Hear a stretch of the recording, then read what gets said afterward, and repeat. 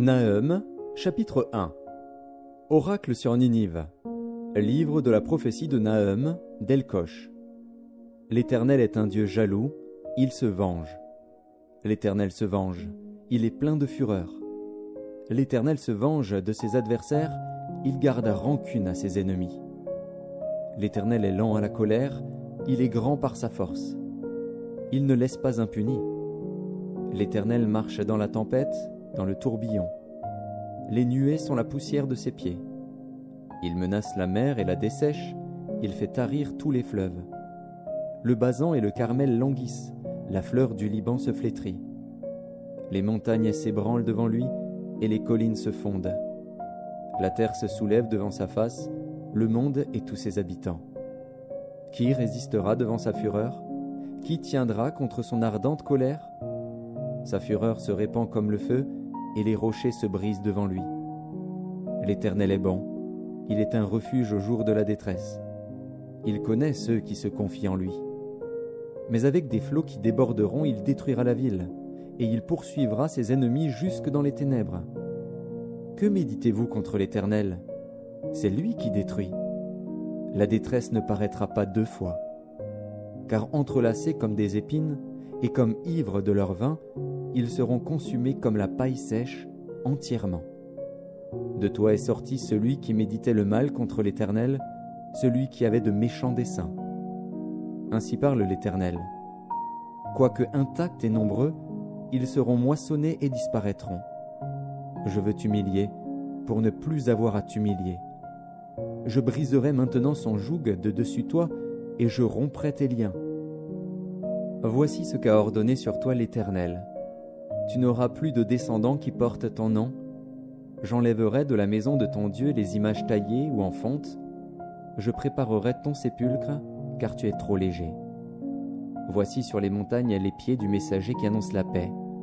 Célèbre tes fêtes, Juda, accomplis tes vœux, car le méchant ne passera plus au milieu de toi, il est entièrement exterminé. Nahum, chapitre 2. Le destructeur marche contre toi. Garde à la forteresse. Veille sur la route. Affermis tes reins. Recueille toute ta force. Car l'Éternel rétablit la gloire de Jacob et la gloire d'Israël, parce que les pillards les ont pillés et ont détruit leurs ceps. Les boucliers de ces héros sont rouges, les guerriers sont vêtus de pourpre. Avec le fer qui étincelle apparaissent les chars, au jour qu'il a fixé pour la bataille, et les lances sont agitées. Les chars s'élancent dans la campagne, se précipitent sur les places. Allez voir, on dirait des flambeaux, ils courent comme des éclairs.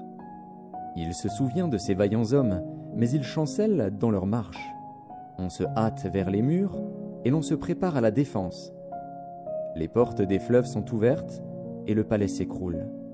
C'en est fait, elle est mise à nu, elle est emmenée. Ses servantes gémissent comme des colombes et se frappent la poitrine. Ninive était jadis comme un réservoir plein d'eau. Les voilà qui fuient. Arrêtez, arrêtez, mais nul ne se retourne. Pillez l'argent, pillez l'or.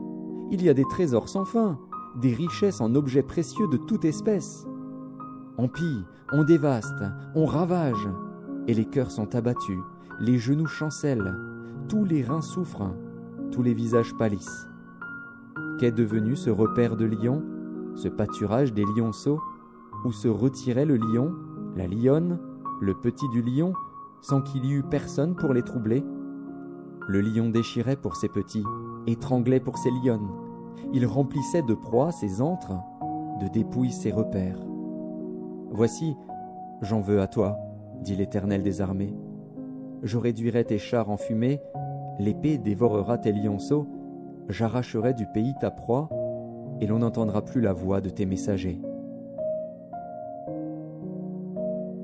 Nahum, chapitre 3. Malheur à la ville sanguinaire, pleine de mensonges, pleine de violence, et qui ne cesse de se livrer à la rapine. On entend le bruit du fouet, le bruit des roues, le galop des chevaux, le roulement des chars. Les cavaliers s'élancent, l'épée étincelle, la lance brille, une multitude de blessés, une foule de cadavres, des morts à l'infini. on tombe sur les morts. C'est à cause des nombreuses prostitutions de la prostituée, pleine d'attraits, habile enchanteresse, qui vendait les nations par ses prostitutions et les peuples par ses enchantements. Voici, j'en veux à toi, dit l'Éternel des armées. Je relèverai tes pans jusque sur ton visage, je montrerai ta nudité aux nations et ta honte au royaume. Je jetterai sur toi des impuretés, je t'avilirai et je te donnerai en spectacle. Tous ceux qui te verront fuiront loin de toi, et l'on dira « Ninive est détruite, qui la plaindra ? Où te chercherai-je des consolateurs ? Es-tu meilleur que Noamon, qui était assise au milieu des fleuves, entourée par les eaux, ayant la mer pour rempart, la mer pour muraille ? L'Éthiopie et les Égyptiens innombrables faisaient sa force, Put et les Libyens étaient ses auxiliaires. Et cependant elle est partie pour l'exil, elle s'en est allée captive. Ses enfants ont été écrasés au coin de toutes les rues. On a jeté le sort sur ses nobles, et tous ses grands ont été chargés de chaînes. Toi aussi, tu seras enivré, tu te cacheras. Toi aussi, tu chercheras un refuge contre l'ennemi. Toutes tes forteresses sont des figuiers avec les primeurs. Quand on les secoue, elles tombent dans la bouche de qui veut les manger. Voici, ton peuple, ce sont des femmes au milieu de toi. Les portes de ton pays s'ouvrent à tes ennemis. Le feu consume tes verrous. Puise de l'eau pour le siège, répare tes forteresses. Entre dans la boue, foule l'argile. Rétablis le four à briques. Là, le feu te dévorera, l'épée t'exterminera, te dévorera comme des sauterelles. Entasse-toi comme les sauterelles, entasse-toi comme les sauterelles. Tes marchands, plus nombreux que les étoiles du ciel, sont comme la sauterelle qui ouvre les ailes et s'envole. Tes princes sont comme les sauterelles, tes chefs comme une multitude de sauterelles qui se posent sur les haies au temps de la froidure. Le soleil paraît, elles s'envolent, et l'on ne connaît plus le lieu où elles étaient. Tes bergers sommeillent, roi d'Assyrie, tes vaillants hommes reposent. Ton peuple est dispersé sur les montagnes, et nul ne le rassemble. Il n'y a point de remède à ta blessure, ta plaie est mortelle. Tous ceux qui entendront parler de toi battront des mains sur toi. Car quel est celui que ta méchanceté n'a pas atteint ?